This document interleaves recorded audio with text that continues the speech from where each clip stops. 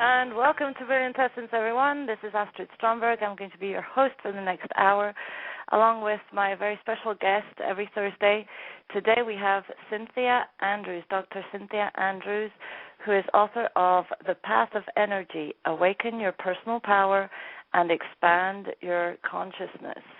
Synthia Andrews is a naturopathic doctor, teacher, and author with a 30-year background in massage therapy and energy work. She is a Reiki Master, is trained in advanced bodywork and energy modalities, and received her doctorate in Naturopathic Medicine in 2008 from the University of Bridgeport. She has a private practice in Guilford, Connecticut, where she combines natural medicine with energy modalities, exploring the emotional and spiritual factors of health and healing. As a teacher, Synthia focuses on helping people develop and use their energy awareness and intuitive capacity. She is an authorized teacher of the Jinshin Do Foundation, was a faculty member of at the Connecticut Center for Massage Therapy for 15 years, and taught in the medical massage program with CCMT, that's the Connecticut Center for Massage Therapy, in conjunction with the Hartford Hospital. In addition, she teaches classes. I still want to comment every time I did bios. In addition, she teaches classes at the Kripalu Yoga Institute and speaks at local and national and international forums. Yay. For the past 20 years, Synthia has joined her husband, research author Colin Andrews, who I've had the pleasure of having on the show, in regards to the Complete Idiot's Guide 2012, I believe. And he's a great guy. I had no idea they were married. It's a total surprise to me, which is awesome because I find that they go so well together. But anyway, Synthia studies consciousness and spirituality with her husband. Her unique contribution is in the impact on the human body of changing consciousness. She brings insight from her knowledge of physiology and energy anatomy, along with her personal experience in expanding consciousness. And I love that, the fact that, Synthia, you're on the air already. Welcome to the show. I just want to mention a couple of books that you've co-authored: Acupressure and Reflexology for Dummies, The Complete Idiot's Guide to 2012, which I just mentioned with her husband, and The Complete Idiot's Guide to the Akashic Records, I believe was also done with her husband. Not sure. She will be speaking on the embodiment. Listen, guys, she will be speaking on the embodiment of consciousness at the 2012 Power Places Tours Conference at Chichen Itza in December 2012. So grab yourselves some flight tickets and go to andrewshealingarts.com, andrewshealingarts.com, or therapyofenergy.com. The pathofenergy.com, which is the website for the book that we're going to talk about today. Welcome to the show, Synthia. It's great to have you. Well, thank you very much for inviting me. It's a pleasure to be here. I'm excited to meet you, having met your husband previously. And when I received the book from Warwick Associates, I had no idea, that you guys were connected. I have very poor memory for names, and your book, your name is written on at the bottom of the front page of the Complete Idiot's Guide 2012, which I read. It's a great book too. And this one that I'm talking to the listeners here, this book, The Path of Energy by Dr.Synthia Andrews, is really, really worth buying. I mean, it's an investment in yourself that you're making by buying that book. It's the other day I was doing my blog, Monday blogs, and I was speaking of a book that I used to have beside my bed for a long time by Joseph Murphy, and that was when I was in my 20s or so. This is my new book, The Path of Energy. It's a great book. It is filled with, it's got 13, I'm going to read what's written on the back because it's very well explained on the back cover here. in the book are 13 meditations that activate patterns of light within your energy body to awaken specific abilities and levels of awareness. Each meditation includes benefits and purposes with easy, very easy, step-by-step written directions. You don't have more than 10 points to the meditation. It's very, very easy to follow, and it is filled with really interesting researched information on definitions such as the heart line, higher dimensional chakras, the grounding, clearing of space, protection. I was reading this morning the passage on geomancy and sacred geometry. It is filled with really good information and techniques that I have to say was, I know I'm taking over the show here, but I'm going to tell you what I know of this, and then I'm going to ask the questions that I'm interested in to Synthia. So, yes, the meditations themselves, I was very surprised because I happen to do a lot of meditation and trance work, and I have, I create my own little techniques and modalities, and I was very surprised that they basically follow the same path. They follow the same patterns, which it's not such a surprise because the same happened with tarot. I learned tarot on my own, or I didn't learn. It was just I played with cards all my life, and I gave meanings to the cards. And then when someone said, "Oh, but they've got books on this," I found a lot of commonality. So welcome to the show, Synthia. It's really nice to have you. Where would you like to start? I mean, I love your book. I really highly recommend it to everyone. It's healing. It is empowering. It is, the meditations don't have to take long. You can do this in 10 minutes and or longer. That's the beauty of it, is that the space in between the steps is yours to take. It's your journey. So, I mean, I feel like I wrote the book. That is, I would love to just jump in right there and say that is really the point of it. What you have just said, that you have been doing these things and they have followed these patterns, is exactly the point. We are all wired for this journey, and we all have access to information that is inherent in the design of nature, that is there, and we're beginning to awaken to it. So it is absolutely no surprise to me that the patterns I see are the patterns that you see, are the patterns that show up in numbers and numerology and tarot and sacred design and sacred construct. So I think that's great, and it really validates the whole point of the book. That's really great, yes, and it's very personable. You can. How did this come about? What engaged you into writing such? Because this must have taken you a long time to write, no?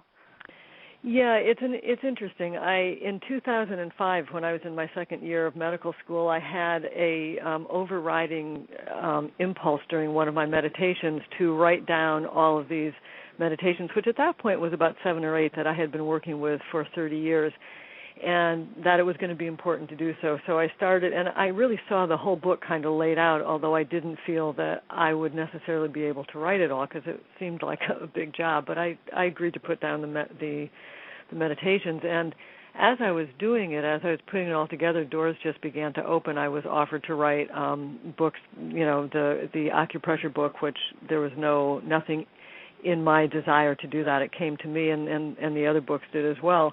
And in the writing of 2012, I began to realize that it was calling, that these meditations in the book, The Path of Energy, was being called forward by the 2012 event, and that this was the time, and it did need to come out, and that if I had been compelled to do it, then that meant I should do it, and so I did. And fortunately, I found a publisher who believed in the project and was willing to back me on it. So I very much thank Career Press and my agent John White for making that happen.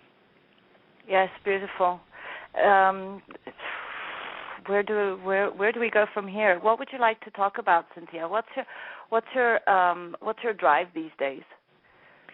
Well, I think the most important thing for me is that people really understand that as we're looking at these changing times, that there are really two forces at work, if you will. There is the undeveloped part of ourself that feels fear in the face of change, and then there is this other part of ourself that can connect in with a very high spiritual impulse that's coming into the planet at this time that relates to the Mayan prophecies, that relates to things that people are seeing on many levels, and then it's our choice. We can choose to, feel the terror of the crashing markets or the religious structures falling or the government's not functioning properly, or we can choose to hook into this higher impulse and begin to observe from an energy perspective the connection between us all and the life force and the design and the ways in which we can interact with that design to create something better for ourselves, and that this is a time of immense opportunity if we want to jump forward and grab that staff of power, if you will. Right. So what do you say to the initiates, to the people just starting off, rather? Mm-hmm. I think that is the hardest point, that moment where you believe something is there, but you don't really know what to do or where to go. And the thing is that if you can go back to your body, everything you need to know is in your body. We are wired for this journey, and the desire for spiritual understanding is inherent within us. We can't ignore it. It pushes us forward. So our bodies, when I say wired, I mean that in our energy structures we have the capacity to discern the information from the energy all around us, and that energy as it comes in gets metabolized and translated into body sensations, into intuitions, into inner knowings, into gut feelings that when we begin to pay attention changes the flow of our life. And so really, for the beginner, it's just start paying attention to your body. When you feel that rush of energy, when you have a certain thought, pay attention to that thought. It was an important one. When you meet someone for the first time and there's an electricity, pay attention to that, because it means there's something there for you to investigate. We so typically have been trained into thinking that our mind and our logic and rationale is the only way to move in this world, that we forget we have this whole other level of information coming in, and when we begin to pay attention to it, things begin to change. So that really is the first thing to say to be beginners on the path. Right. We are all in this era of our creation. We're all merging the knowledge of ourselves in the most minute ways, as with the grandest and greatest ways, which we can't even see, which people don't usually see. But these facts are there.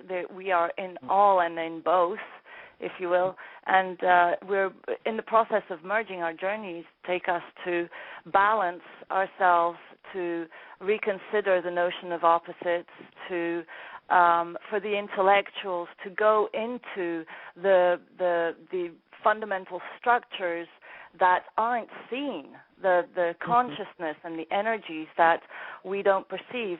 For example, the other day I was watching National Geographic, and they were explaining how elephants, miles and miles apart, could actually hear each other. They used to just see elephants, suddenly freeze, wave around, turn, and walk in one specific direction where they would find water, for example, or mating grounds.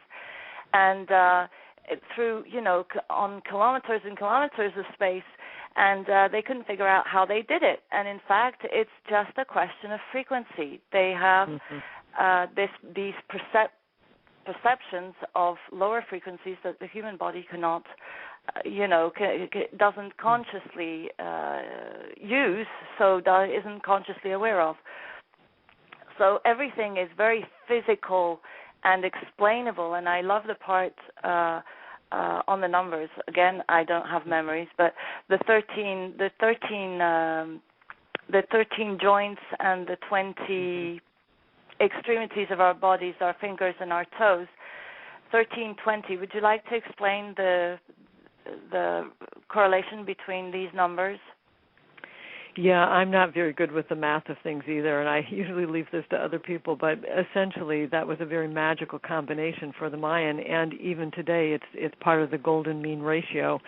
And so it kind of explains the way in which energy is entrained into matter. When you use the golden mean, it's the spiral of life. It is how energy embodies matter, and so when you invoke that particular meditation, it's a very creative meditation for bringing into physical reality these spiritual impulses.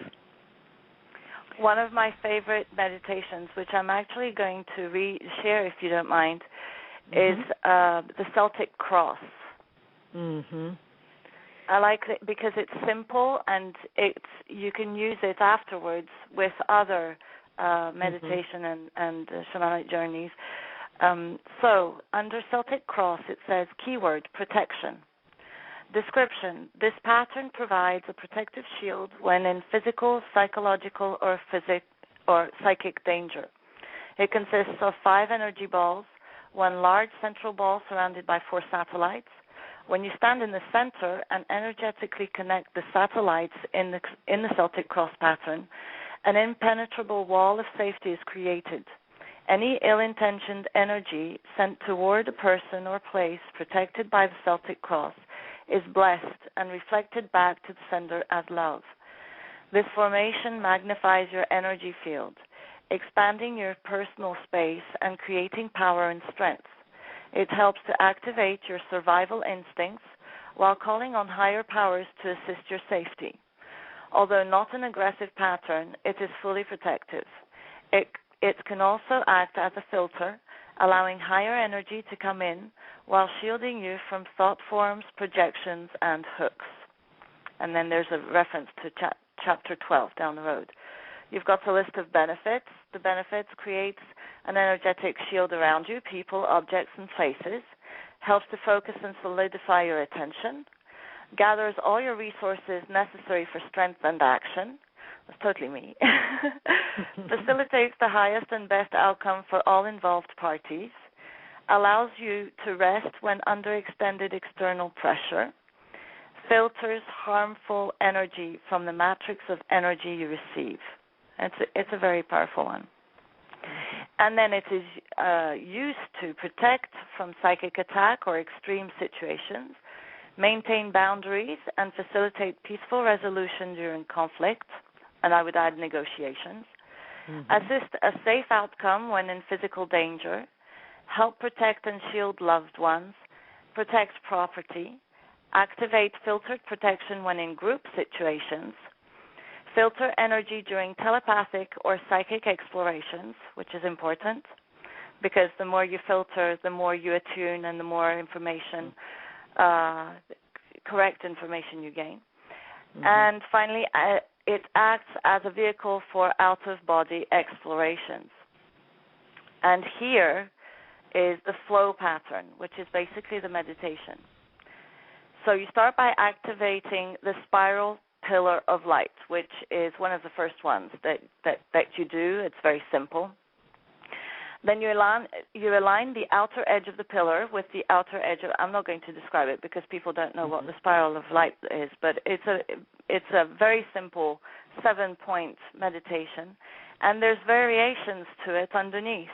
So you can use color to magnify the effect. Metallic silver is one of the strongest.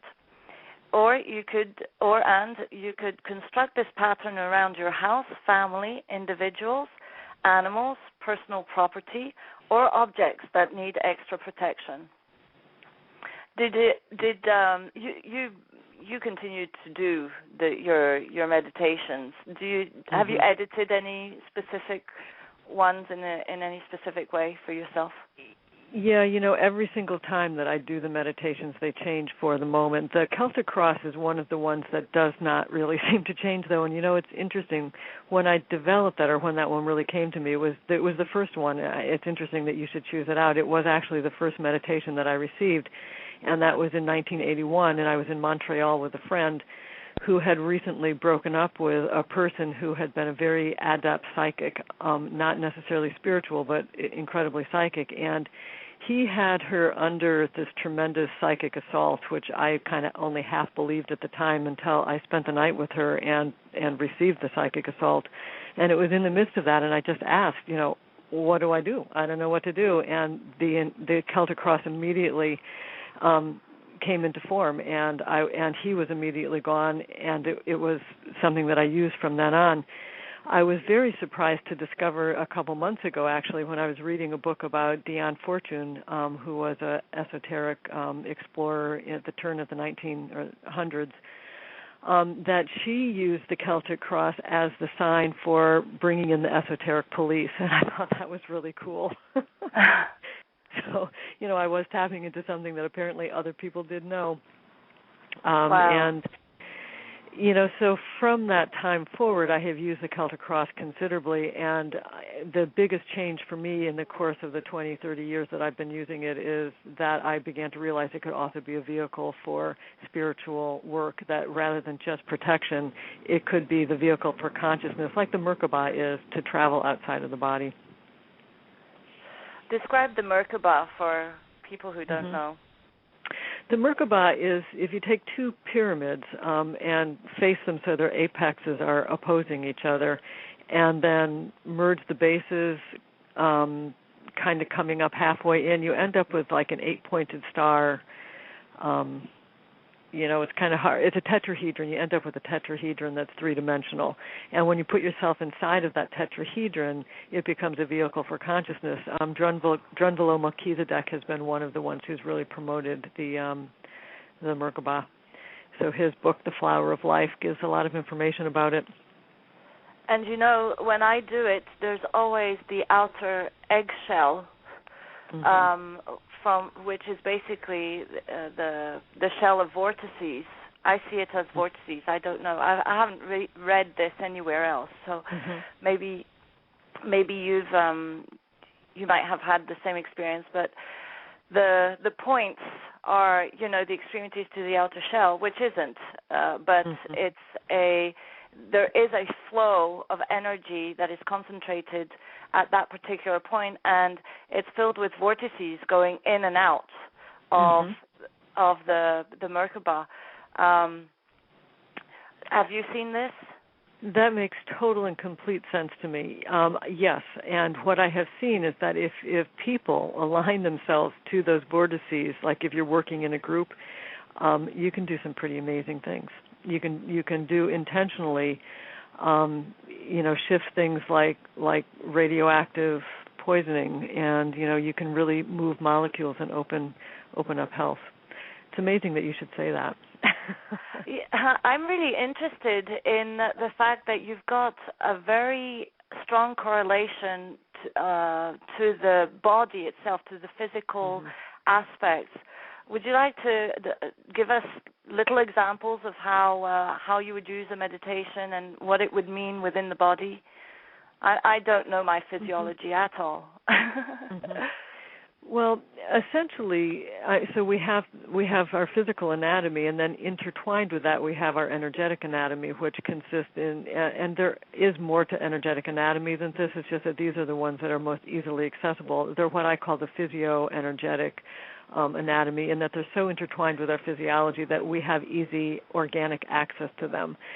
And so that would be the aura, which is the 7-layered vehicle around us that connects us to 7 levels of dimensional reality. And each of those dimensions then feeds information into a layer of the aura. Each layer of the aura connects to a chakra, which is a vortice of energy that goes from the layer into the core of our body to our Hara line, which is a central line in our body. And each of the chakras then metabolizes information from these different dimensions into our body, and it becomes information that designs our life and information that informs our life. And that information from the chakras is then fed into the meridians and translated into every cell of the body, and so it guides the evolution, our psychological development. It guides our cellular evolution, our DNA. And the expression of our DNA. So changes through the energy body can change you on very physical levels. Some of the structures in the body that are most impacted by the energy is, of course, the DNA right there at the cellular level, our nervous system and endocrine systems, which are the first actual systems that interact with the meridians, the chakras, all of which are based at nerve plexuses and endocrine centers in the body. And our brain, our pineal gland, which is part of the endocrine gland, and the amygdala of our brain. So as our energy changes, those parts of our physiology change as well. I think that what's interesting to me is that very specific patterns of activation in our energy structures happen during very specific events. For example, if you're if you find yourself in the middle of a road and a bus is coming at you, certain things activate. Your base chakra, which is the chakra involved in physical survival, becomes energized. All of the energy in the body energizes that center, and maybe also your third eye, so you can see a way out, and also the meridians in your legs for fast action, while your adrenal gland is being activated for fight or flight. And if you freeze frame that and just take a picture of it, that's a very distinct pattern of activation that corresponds to very distinct levels of awareness. And then, move to another situation where you're involved in sacred ceremony or you're involved in a very spiritual experience. The chakras that are activated are very different chakras, maybe your crown, maybe your third eye, maybe your heart. The layers of your aura are different. The meridians, the heart meridian might be more open, the heart protector might be softened. All of these different changes happen at that level. And if you freeze frame the two and put them together, that's what I mean when I say that when our energy flow changes, our awareness changes.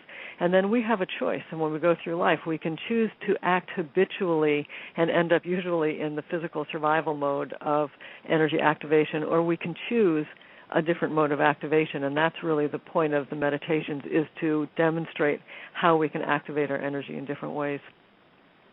And when that happens, when you do that at my level, if I may say so, when you do that, for example, when the bus comes to you, you are completely conscious of every reaction within your energy field inside your body or out. You see, like you said, you seem to see into it's not the future, it's not the past, it's everything together. It's, being that psychic detective who sees everything.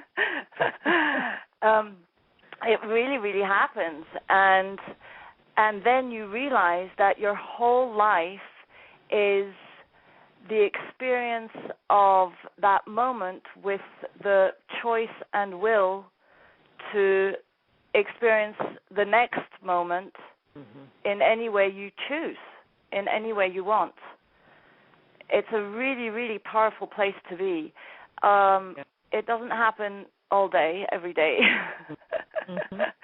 But my point was that people have a tendency of thinking that this is the type of thing that you get to when you meditate for hours and hours and hours, but it's not true.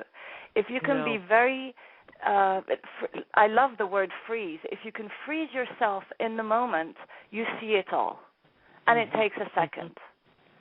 That's very true. I think that one of the things, getting back to the beginner and this, one of the things that gets in the way for people is the idea that they have to put aside an hour every day to meditate. In fact, once you have, your breath is all that you really need, and once you have learned to really follow your breath, you can change the state of your brain awareness in seconds. In doing the meditations, it's like once you have done a meditation once, all you have to do is visualize it, and your energy will change to that expression immediately. And I just think that that's one of the most powerful aspects of it. Yeah. To go back, we mentioned the first hard aspect, the beginning aspect. The second hard aspect is the sustaining aspect. Once you get to to this bliss, basically, you want more of it, and you want more of it in everything that you do all day, every day.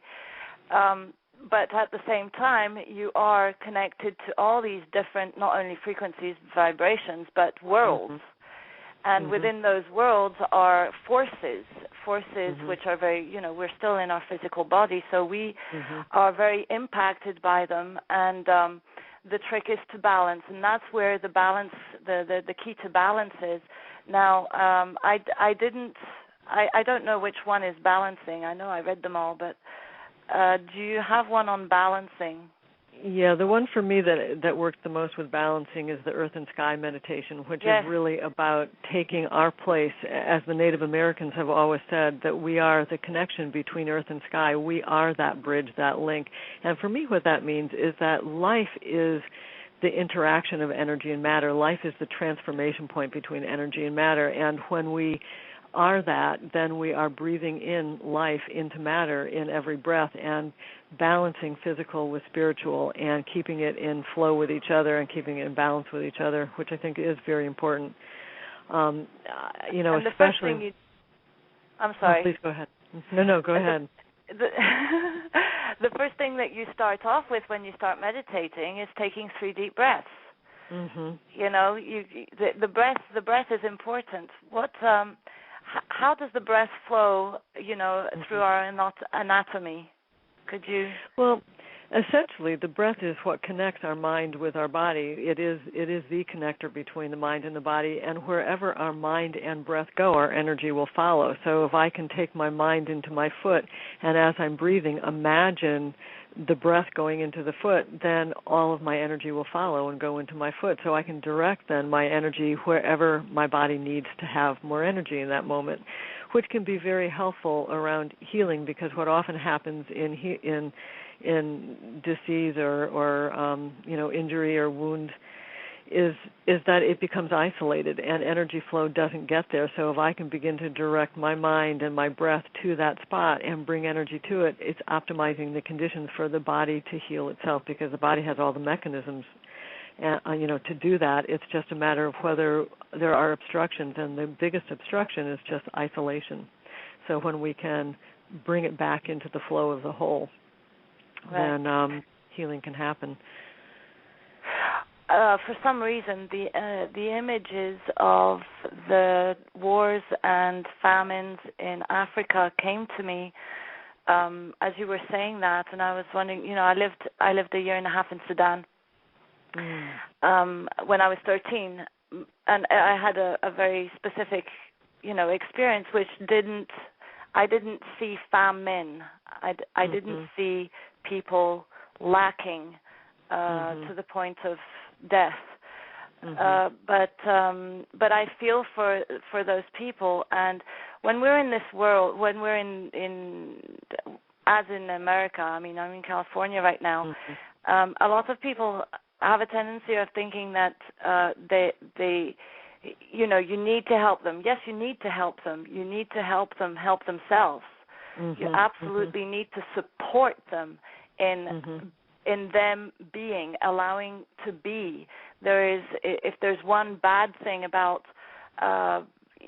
certain mental focuses happening around the world right now, is that people do not allow for others to be, and worse, they try and stop that, or tear it apart, or cut it, or amputate, and all these kinds of things.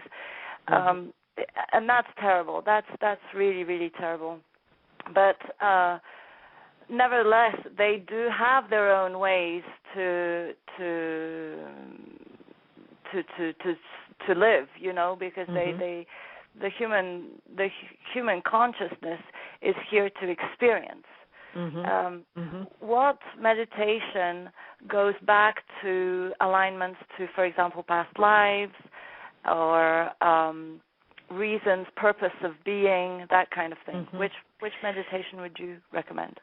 Several of the meditations can do that, and so it depends on what it is that you're looking for. One of the meditations I really love the most is the pyramid purification, and that one came to me when my husband and I, this was back in 2005, 2006, we were very in quite a lot of pain over what was happening in the Sierra Nevada in Colombia to the Koji and Arapaho and the other tribes of the Sierra Nevada who have held what they call the heart of the world, who spiritually hold the matrix of reality in this dimension for us to experience and learn and grow. And they haven't done that completely alone. I believe the Tibetan monks also do the same thing.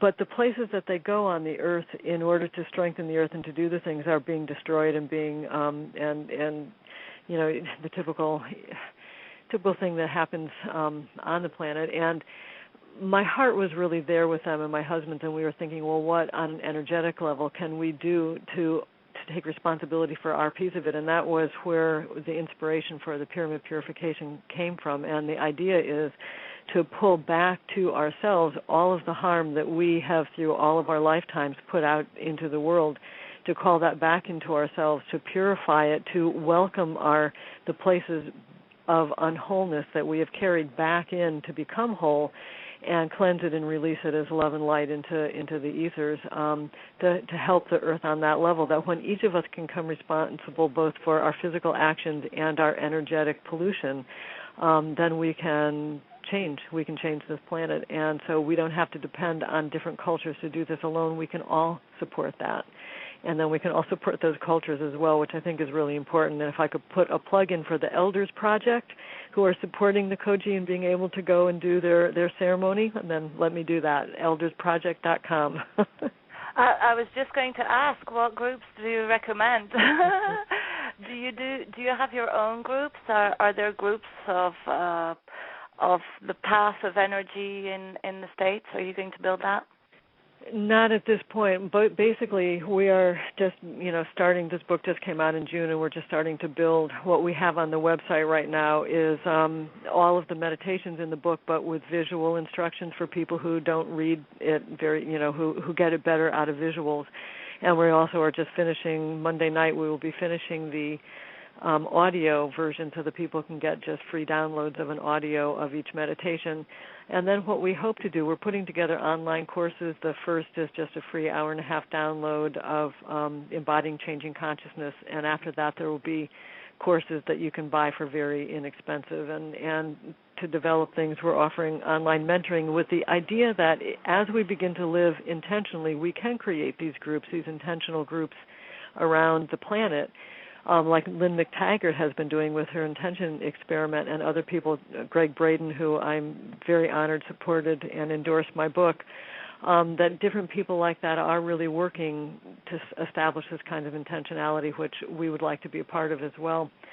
The two groups that that I have links to, I think they've been put up anyway, is to a place called Hope, which is an animal rehabilitation center that's really helping in all different ways to show people the impact that very simple things that we do have on the environment and have on animal species, and their ability. You were talking about the elephants before.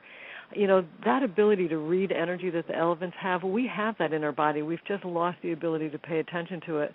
And when we click into that, when we feel that, when we look at a hawk and exchange with it and all the other animals around us, it changes the fabric of our reality so dramatically. And I think a place called hope.com has been wonderful for educating people that way and also saving animal lives. And then the eldersproject.com is just one individual who has taken it upon himself to work with the tribes of the Sierra Nevada to open up it's called the Black Line. It's the route that they take to do their ceremony, to reopen that route up so that they can get to their ceremonial places to hold the harmony of the planet. And I just support him wholeheartedly. That's great. You have a good group there, a good group of. Where internationally do you go? Do my husband and I travel? Or the groups? Well, my husband and I go pretty much all over the place. He is a researcher, as you were saying before, into crop circles. He wrote the first book on crop circles with Pat Delgado and has been the primary researcher over the past few years.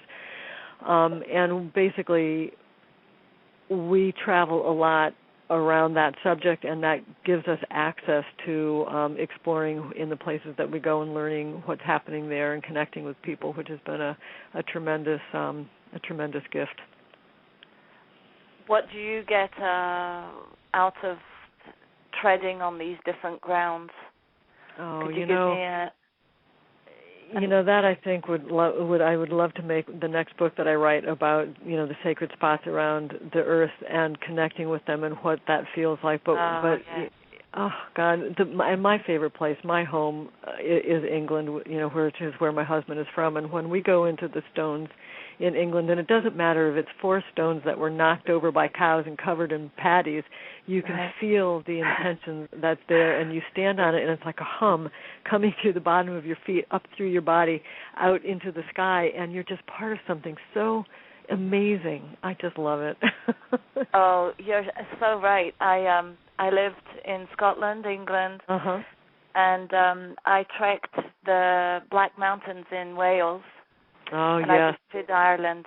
And I have to say, and I've been, other places around the world, but I have to say, the earth in that on those islands, the earth just does something to you. It really, really does. I used to, when I was a child, when we lived in Scotland, I used to, I was certain there was a dragon under. We lived in a big house with a big mound, and that mound was the home of a dragon for me. And I used to scare the kids. They wouldn't come to my house anymore because I had a dragon at home. And you did. You probably had ley lines, moving right through. Oh my gosh, it was so powerful. The house overlooked the river. I can't remember what you call it, but from the ocean inland. The one that goes through Glasgow. And, it was just so beautiful and of course it was Scotland. So at school we learned about the ghosts and the spirits and, that was our training as well as, I have to say, if they think the schools are really, really good. I learned how to do, it's algorithm, of course, but what is that? Complex mathematics at the age of 7. And it was it was like a game. It was doing a game. And they tested us in Swedish too. My goodness. Yeah, it was a fun time, really fun. Yeah. But people live those. Well, wherever I go, people live the spirits and the entities, and they really do live them. I've been very lucky to be around. In the cities, it's different. In the cities, they have a tendency of aligning to the fear factor of the energies. And I have a theory about that. I think it's because our technology separates us from our body. We rely on technology instead of our body, and so therefore anything that comes through the technological media, through the electronic media, impacts us more fully because we have lost that sense of connection to the organic information that's coming from the earth that explains those things in a different way. Right. The frequencies that are activated in us are not being perceived in the body. They don't connect with especially with the heart chakra for some reason. The heart chakra is kind of compressed, and everything is outside of it. It doesn't go in. And also the fact, I keep coming back to this, but the virtual world is having people even more disconnected with the kinesthetic touch and the hugs and the so true. Yeah. So, and the only way they can get it back is really through nature, because it's in loving. It's in loving. Are you going to love your computer? I don't think so. That's true. And when you love, a whole set of chemicals are released inside of your body that have tremendous capacity for healing, for vitality, for optimizing health, as opposed to when fear chemicals are moving through your body. It's a very different experience. And, anything, it doesn't matter what it is that you love, as long as you can connect with it energetically and love is experienced. And usually that it comes with loving something that's alive, then it's a tremendously healing experience, which you don't get through your computer. But at the same time, it's logical because we're in the space of the mind, the external mind now, what people call consciousness, and they still think that it comes through the brain and not also through the other senses. That's right. That's another thing that I repeat every time I have a radio show is please use your 5 senses. Connect with the senses that you have because they're your tentacles to your experience in life. And they hold the channels of information that you can then process in your brain and be creative about and connect and align and redistribute towards the outside. And like you said, there is so much energy and power within the body itself that can heal. Like, for example, people who do Reiki, they don't need to even touch the body. The energy just flows through them, Sorry, go ahead. No, I was taking a breath.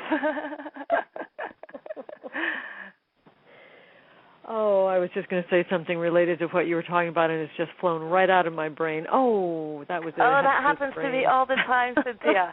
This is so, we're connected because I have a co-host who usually puts on this jingle. I'm trying to think, but nothing happens. Well, that is exactly what I was going to say. It is as if you helped me write this book. It's like we're the same brain. You're saying things. I'm like, yes, I know that. It was amazing.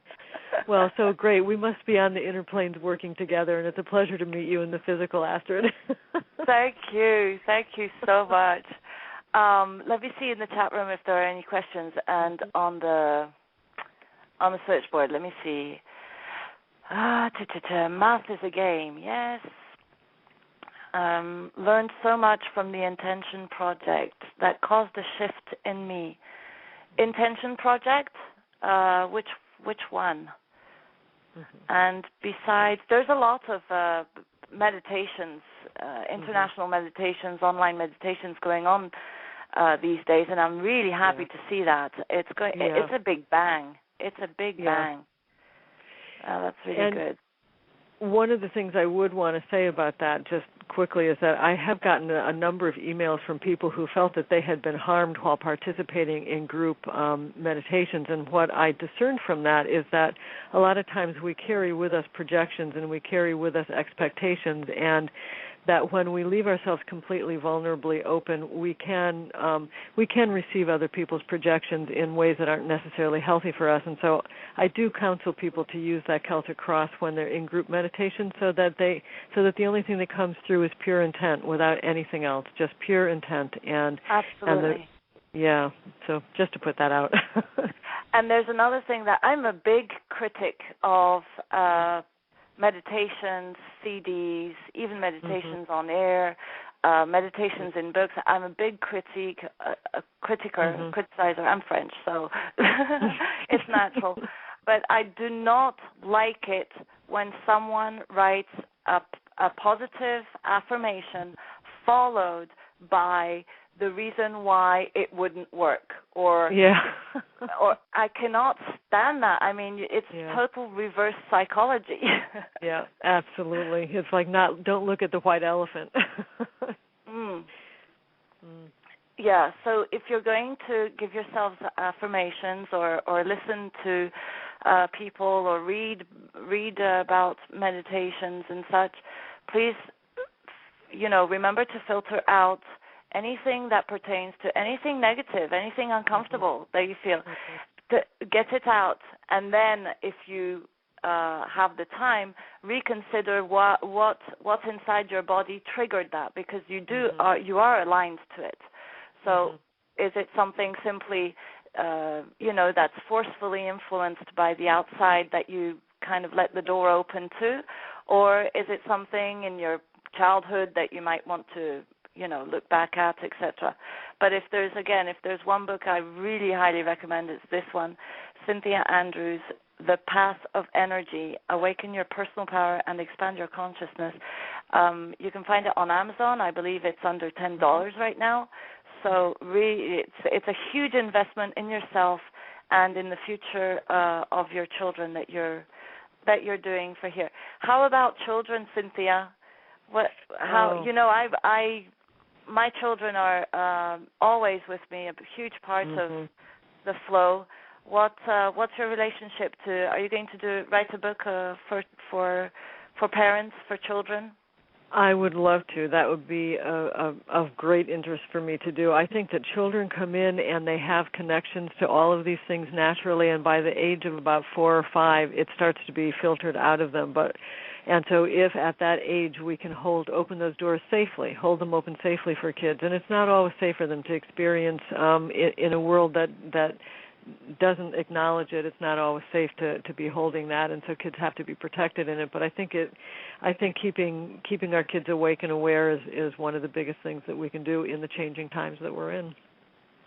You know, what I found out with children is that their worst enemies are the people that are closest to them, in the sense that they get easily brainwashed with prejudices, anxieties, stress,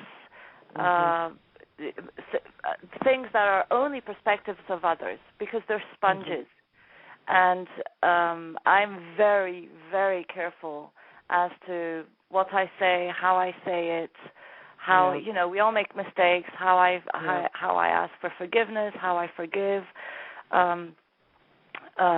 But my kid this morning told me how I have 2 children, and the youngest one is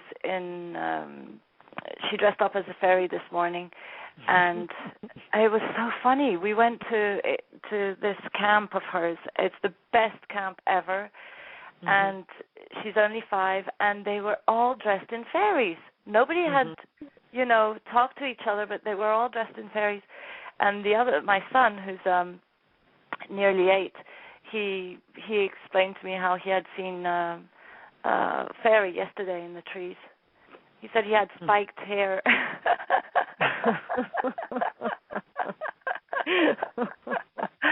He's very visual. He sees a lot. And when they were young, they used to. One day they came running. I think I was doing a radio show actually. I was live, and they came running down the stairs, and they said, "Mommy, there's ghosts in the toilet." Oh, that's great. Yeah.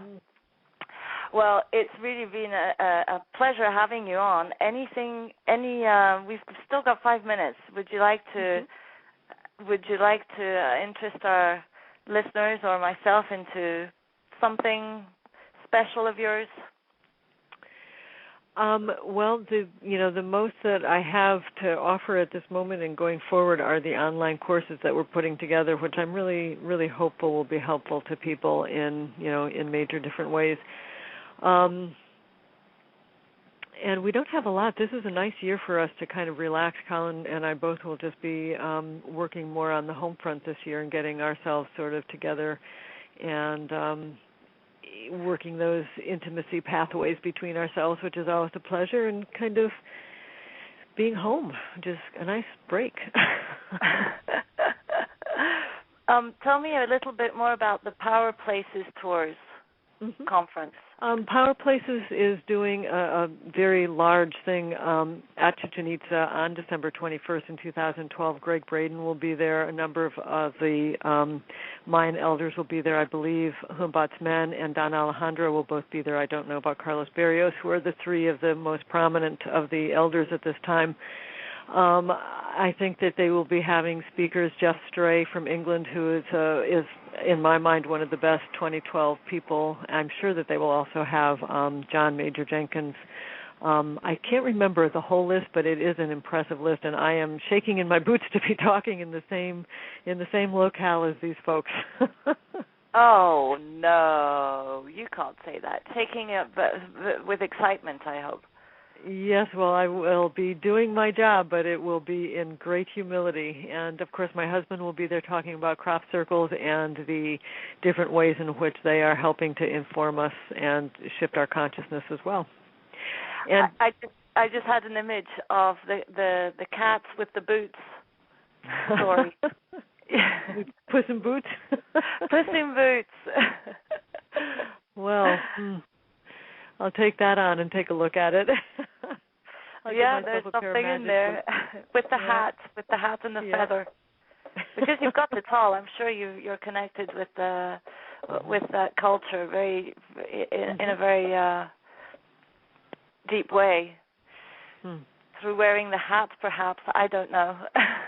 And another thing is, when I saw your picture, I was persuaded I had seen you before. Have you been to California, Northern California? Yes, many different times. Many different times to the Whole Life Expos. Colin has spoken there several occasions. I often travel with him. So perhaps, yeah. Perhaps we've met. It's been a real pleasure to have you on, Synthia. I hope we stay connected, and please visit andrewshealingarts.com and thepathofenergy.com. This was Synthia, Dr.Synthia Andrews, PhD, about the Path of Energy. Grab yourself the book. Synthia, thank you so much. Thank you for so coming much. On.